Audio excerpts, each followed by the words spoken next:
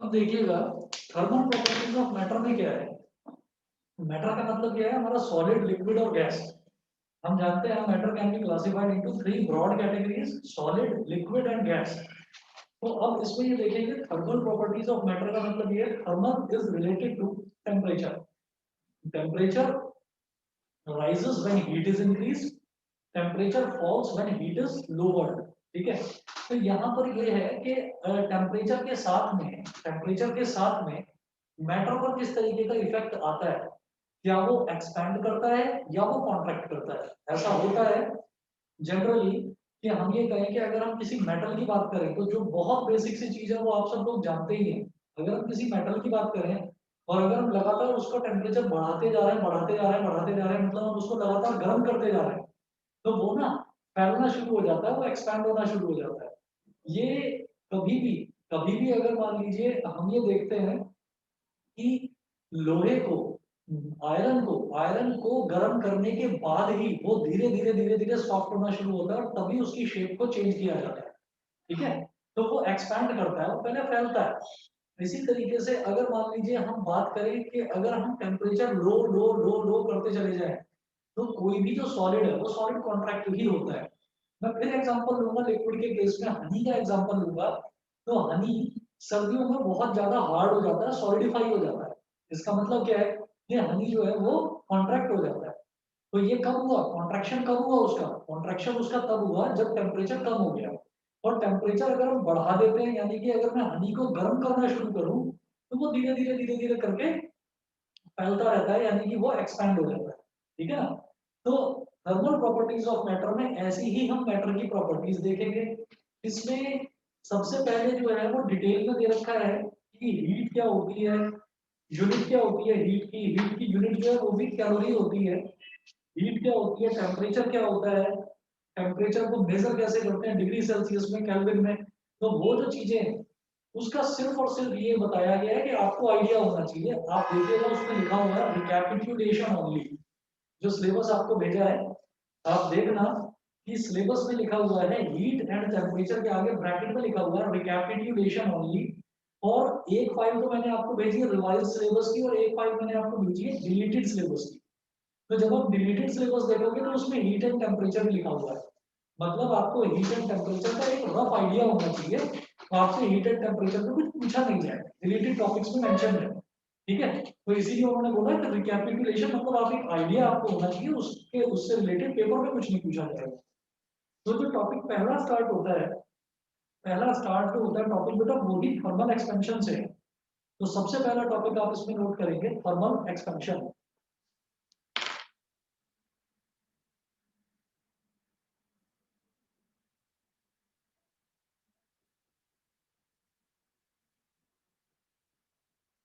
Thermal expansion, thermal expansion. Thermal expansion में आप लिखेंगे the increase in the size of a body when it is heated is called thermal expansion.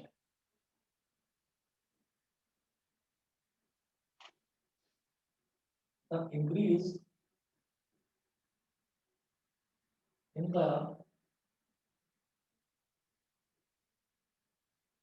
the increase in the size of a body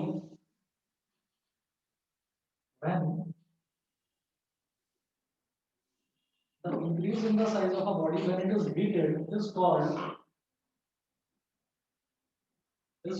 thermal expansion, is called thermal expansion। पहली चीज तो ये हो गई। उसके बाद आप नोट करेंगे different types of thermal expansion.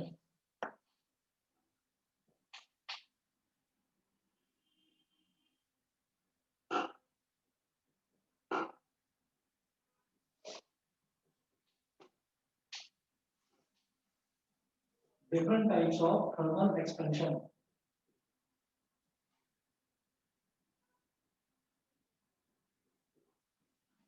Different types of thermal expansion, इसमें पहला लिखेंगे बेटा linear expansion.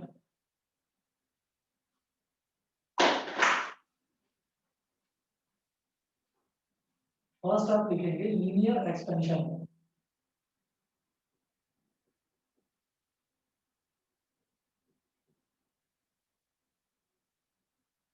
Linear expansion.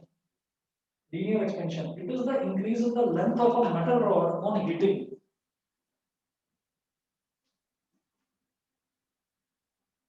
It is the increase in the it is the increase in the length of a metal rod. It is the increase in the length of a metal rod on heating. ये तो हो गया linear expansion. Second, superficial expansion. Superficial expansion.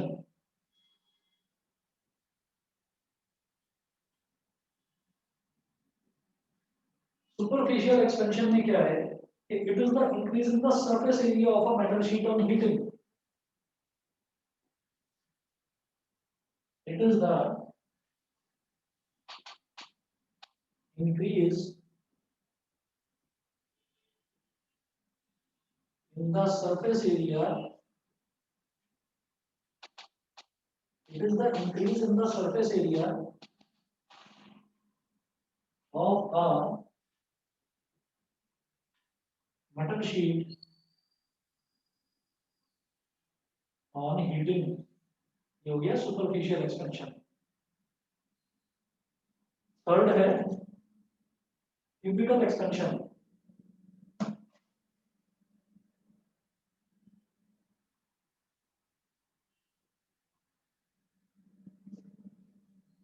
Cubical expansion. It is the increase. समझ गए होंगे आप. It is the increase in the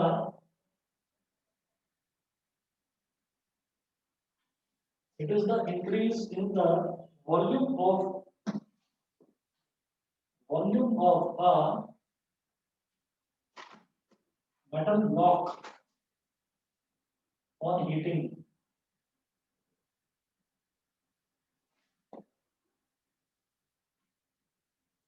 देखिए क्या होता है कि हम बोलते हैं कि थर्मल एक्सपेंशन जो है ये it is a general thing कि अगर मान लीजिए हम किसी भी ऑब्जेक्ट को हीट करते हैं तो हीट करने पर वो थोड़ा बहुत एक्सपेंड होता ही है. ठीक है ना. तो इस चीज को हम बोल देते हैं thermal expansion. Now we have to discuss about the types of thermal expansion. तो जो थर्मल एक्सपेंशन है, थर्मल एक्सपेंशन तीन तरीके के होते हैं. एक तो लीनियर एक्सपेंशन, सेकंड होता है सुपरफिशियल एक्सपेंशन और थर्ड होता है क्यूबिकल एक्सपेंशन. लीनियर एक्सपेंशन में क्या है कि अगर मान लीजिए मैं किसी भी मेटल रॉड को गर्म करूंगा तो वो मेटल रॉड की लेंथ बढ़ेगी ही बढ़ेगी. This is called linear expansion. Second है सुपरफिशियल एक्सपेंशन. तो सुपरफिशियल एक्सपेंशन क्या है? It is the increase in the surface area of a metal sheet. अगर मैं किसी मेटल की शीट को, शीट का मतलब उसका प्रॉपर एरिया होगा, मेटल की शीट को अगर मैं हीट करूंगा तो उसका एरिया बढ़ेगा. तो that increase in area is called superficial expansion. अगर मैं किसी मेटल के बने हुए ब्लॉक को, यानी कि जिसका प्रॉपर एक वॉल्यूम है, अगर मैं उस ब्लॉक को गर्म करूंगा तो उसका वॉल्यूम बढ़ेगा ही बढ़ेगा. तो increase in the volume of a body on heating is known as cubical expansion. ठीक है. ये करने के बाद में फिर हम नेक्स्ट इसमें कहेंगे कि why do solids expand on heating. इसमें एक चीज पूछी जाती है, why do solids expand on heating.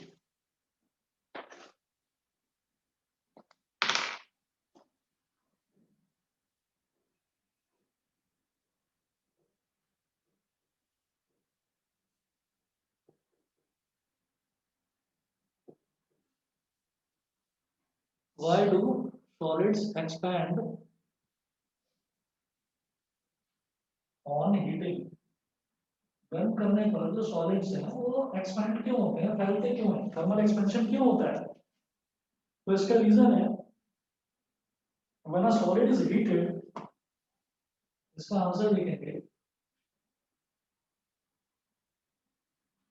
When a solid is heated.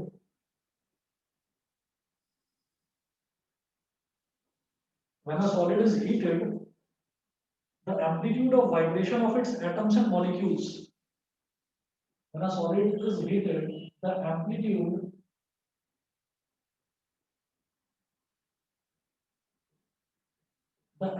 of vibration, when a solid is heated, the amplitude of vibration of its atoms and molecules increases. Amplitude का मतलब क्या है कि कितनी इंटेंसिटी के साथ वो वाइब्रेट कर रहे हैं, मतलब वाइब्रेशन अगर ऐसे ऐसे ऐसे ऐसे हो रहा है तो वो ऐसे ऐसे ऐसे ऐसे तेज तेज हो जाता है। तो amplitude of vibration, when a solid is heated, the amplitude of vibration of its atoms and molecules increases, due to which average interatomic separation, due to which average interatomic separation, due to which average interatomic separation increases.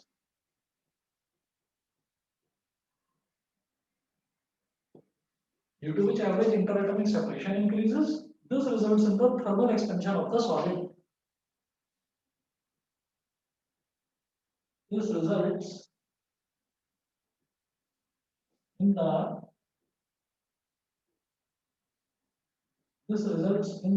thermal expansion. This results in the thermal expansion of the solid. The thermal expansion of the solid. ठीक है, तो ऐसा होता है कि जब भी हम किसी को सॉलिड को गर्म करते हैं तो सॉलिड को गर्म करने पर क्या होता है कि जो वाइब्रेशन होती है ना उसके जो एटम्स एंड मॉलिक्यूल्स हैं उस सॉलिड के अंदर, जो एटम्स एंड मॉलिक्यूल्स हैं उनकी वाइब्रेशन का एम्पलीट्यूड बढ़ जाता है, बड़ी तेजी से वाइब्रेट करने लगते हैं। जब वो तेजी से वाइब्रेट करेंगे तो वो तेजी से एक दूसरे को टकराएंगे भी, और जब वो तेजी से एक दूसरे एटम्स को टकराएंगे तो उनके बीच का जो सेपरेशन है वो बढ़ जाएगा, और जब सेपरेशन बढ़ जाएगा तो एटम्स और मॉलिक्यूल्स से मिलकर ही तो पूरा सॉलिड बना हुआ है। तो जब अंदर के सारे एटम्स और मॉलिक्यूल्स के बीच का जो सेपरेशन है, बीच का जो डिस्टेंस है, जब वो ही इंक्रीज हो जाएगा, तो जब वो इंक्रीज हो जाएगा तो इसका मतलब क्या है कि उसका पूरा का पूरा जो एरिया है या वॉल्यूम है या लेंथ है वो भी बढ़ जाएगी। इसीलिए हम ये कहते हैं कि सॉलिड्स एक्सपैंड ऑन हीटिंग। बताइए जी, ये चीज क्लियर है सभी को? ये चीज सभी को क्लियर है? ईशान, एकांश, बताइए। Yes sir. एकांश बताओ। Yes sir. ठीक है, चलिए जी। इसके बाद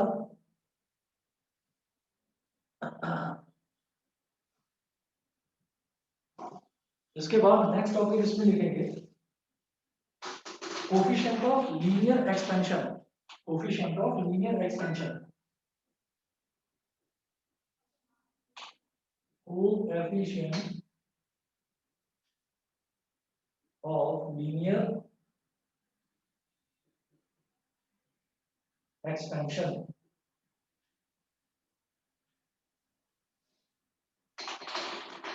Coefficient of linear expansion, इसमें आप लिखेंगे suppose a solid rod of length L is heated through a temperature delta T। Suppose a solid rod of length L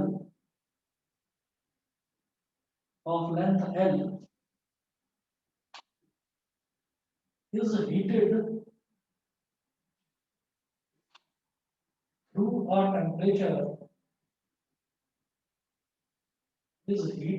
a temperature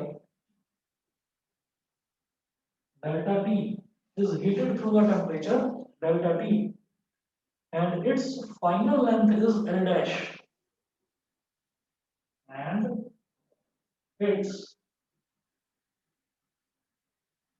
final length is L dash। उसकी final length जो है वो गर्म करने के बाद उसकी फाइनल लेंथ बढ़कर L dash हो जाती है। इनिशियल लेंथ थी L इनसाइड, ये मैंने इसमें डाला है आपका ब्रैकेट्स के अंदर इसको डाला है। तो suppose a solid rod of length L is heated through a temperature delta T and its final length is L dash। ठीक है, अच्छा अब आप देखिएगा, it is found from experiments that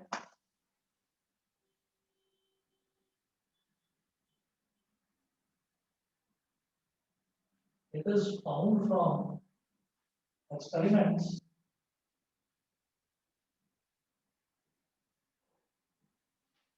that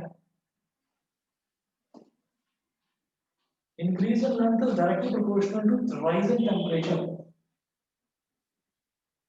First, increase in length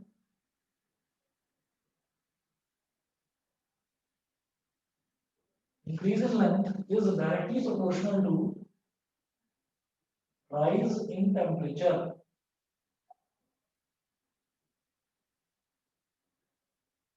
दिखाई दे रहा है?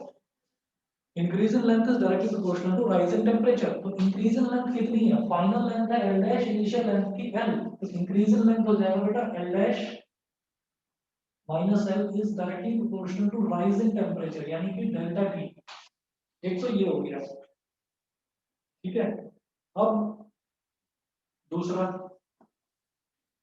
इसको फर्स्ट बोल दीजिए, फिर second, increase in length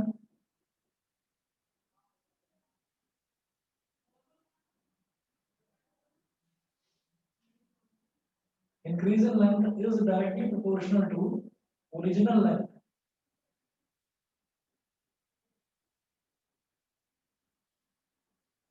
Increase in length क्या है? L dash minus L is directly proportional to original length, यानी कि L. ये ओरिजिनल लेंथ के भी डायरेक्टली प्रोपोर्शनल होता है, ठीक है?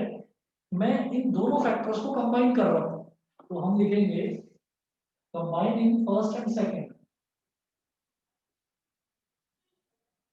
Combining first and second. देखिए L dash माइनस L यानी कि इंक्रीज इन लेंथ की डेल्टा T के भी डायरेक्टली प्रोपोर्शनल है, और इंक्रीज इन लेंथ मतलब L dash माइनस L ये L के भी डायरेक्टली प्रोपोर्शनल है. तो फर्स्ट और सेकंड को अगर मैं कंबाइन कर दूं तो बेटा ये बन जाएगा L dash minus L is directly proportional to L into delta T, यानी कि L delta T इसके डायरेक्टली प्रोपोर्शनल ये हो गया. फिर जब भी कभी कोई प्रोपोर्शनलिटी साइन आता है तो उसको हटाकर इक्वालिटी साइन लगाने के लिए हम एक प्रोपोर्शनलिटी कांस्टेंट इंक्लूड कर देते हैं किसी भी इक्वेशन में. तो हम क्या करेंगे, ये प्रोपोर्शनलिटी साइन हटा देंगे, L dash minus L is equal to alpha L delta T. तो प्रोपोर्शनलिटी कांस्टेंट क्या आ गया? Alpha. The proportionality constant alpha, the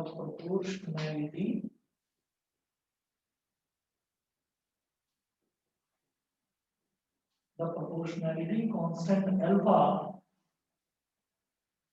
is called coefficient of linear expansion, is called coefficient of linear expansion, is called coefficient of linear expansion.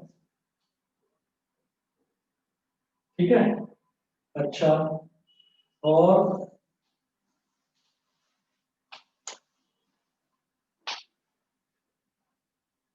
Alpha L delta T is equal to L dash minus L. Alpha is equal to L dash minus L upon L delta T upon L delta T. Alpha की value ये आ गई. अच्छा, L dash minus L क्या है? Increase in length को delta L बोल दो, delta L upon L delta T. ठीक है? तो अल्फा इज इक्वल टू आप क्या लिखेंगे? इंक्रीज इन लेंथ, हाँ नहीं कुछ नहीं, डेल्टा टी जो है, डेल्टा होता है बहुत छोटी टर्म. वो तो हम लिमिट जब लेते हैं, limit delta T tending to 0 लेता तो dl by dt हो जाता है, वो नहीं कर रहे. Increase in length upon L क्या है? Original length multiplied by delta T क्या है? Rise in temperature, rise in temperature. बताइए सभी को क्लियर है कोफिशिएंट ऑफ लीनियर एक्सपेंशन? ये सभी को क्लियर Yes, sir. है? यस है सर। ना? ठीक है जी। अब अगर इसकी यूनिट की बात करी जाए कि इसकी यूनिट कितनी है, तो वो देखते हैं इसकी यूनिट क्या है।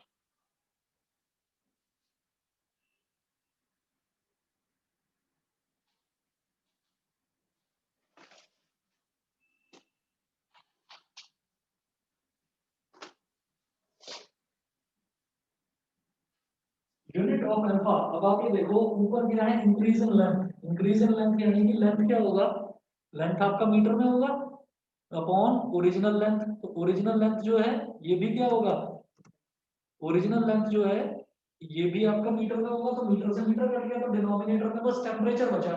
टेम्परेचर क्या होता है, केल्विन। तो केल्विन ऊपर आ जाएगा तो क्या हो जाएगा, पर केल्विन, T की power -1। Therefore SI unit of alpha is पर केल्विन और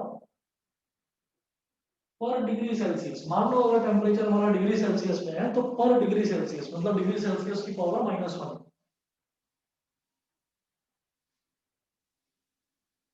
ठीक है बेटा। तो फिर एक काम करिए, आज इतना ही कर लीजिए, बाकी कल करवाता हूँ मैं आगे आपको। ठीक है। तो कल का मैं टाइम बता दूंगा आपको। हाँ जी। अच्छा सभी बच्चे सुन